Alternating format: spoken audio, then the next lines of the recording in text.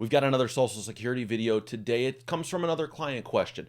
Somebody asked, hey, should I wait to take Social Security until I'm 70, until I get the maximum benefit?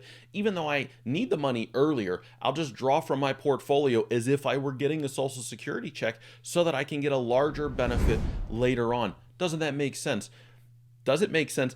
I'm going to break it down for you in the video today. I did a spreadsheet. I'll show you how the math looks. And we're going to take a look at Wanda Worker again, our favorite Social Security example. As you can see, her full retirement age is 67. She would get $2,119 per month if she elects Social Security at that point. If she waits and defers to her maximum check, which is age 70, she would get $2,634 per month because she would have continued to earn those delayed retirement credits by waiting past her full retirement age until her Social Security check was maxed out. And so let's say that you're my client now and you say, hey, I need the money. I'm ready to retire.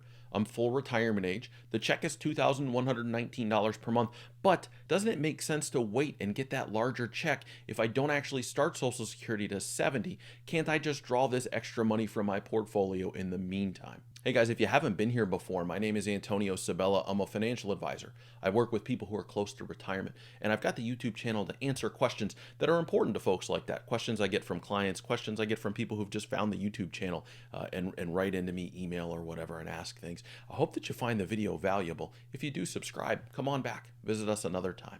Now, I ran the numbers on a 4% rate of return because if it's money that you're accessing relatively soon, it's not going to come from your growth assets. It's not going to come from the stuff that can earn potentially higher rates because that also has higher volatility. And this is very near-term income. We're going to start drawing from this thing today, and we're going to draw from it until you get to age 70. So if you were earning an average 4% return, you'd need to carve off or set aside a little over $71,000 to be able to recreate that $2,119 a month for a 36-month time frame. So what you've done here is spent around $72,000 of your own portfolio to create your own Social Security check for 3 more years to allow the benefit to defer and grow.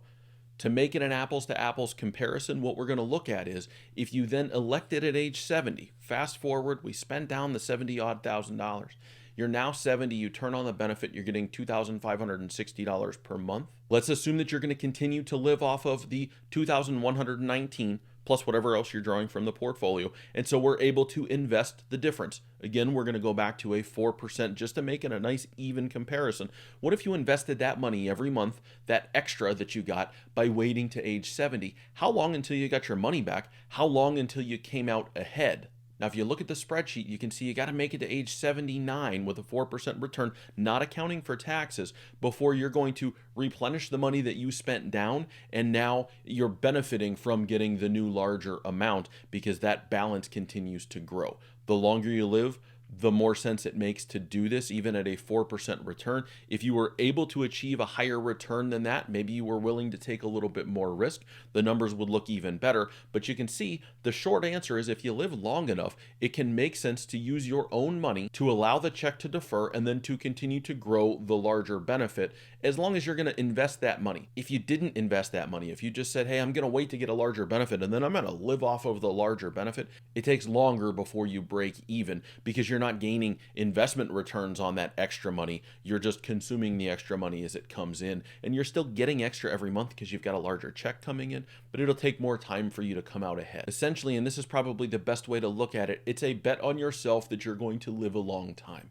If you live a long time, on almost any of these scenarios, you're going to beat the Social Security system by waiting to take the check. Whether you use your own assets to supplement the income that you need, or you just wait and continue to defer. If you wait a long time, you're going to draw more money out of the system. Now, it's not as easy as that in real life because it's not just all about the math. It's about your own retirement plan, what you plan to do.